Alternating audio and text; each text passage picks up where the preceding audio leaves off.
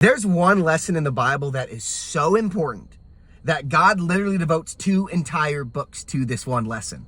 The first one is about a man who gains everything.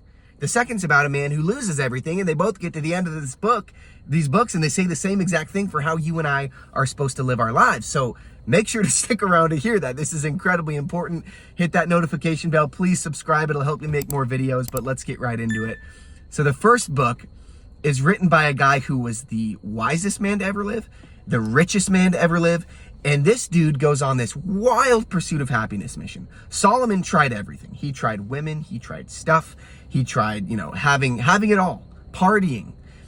And he gets to the end of this book of Ecclesiastes, and he keeps saying this thing throughout the entire book where he's saying it's all vanity. It's all vanity. It's all grasping after the wind. And not just the bad stuff's vanity, not just like the partying's vanity.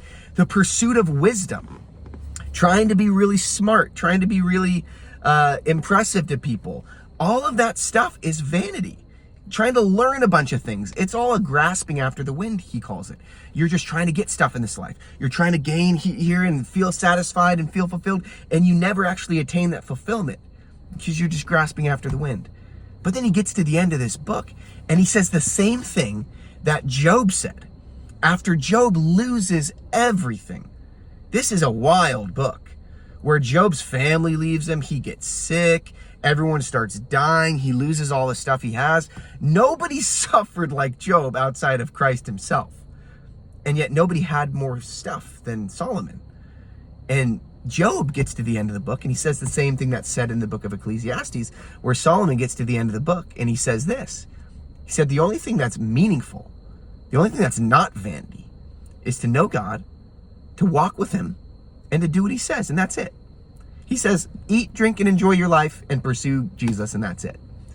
And that's the same thing that Job said. He says, my eyes have now seen you, Lord.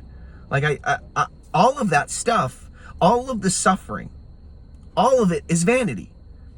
Outside of following God and doing what he says and fearing him, it's all meaningless. So what we can take from this is to know that whether we're going through hard times like Job or whether we have everything, it's all just grasping after the wind. It doesn't satisfy our soul. The only thing that satisfies the human heart is the one who created it. So these 2 books, I think, give us the most important lesson in the Bible, which is that the world is spinning into chaos. The world is grasping after the wind. But what God calls us to do is to keep our eyes fixed on him. That's it.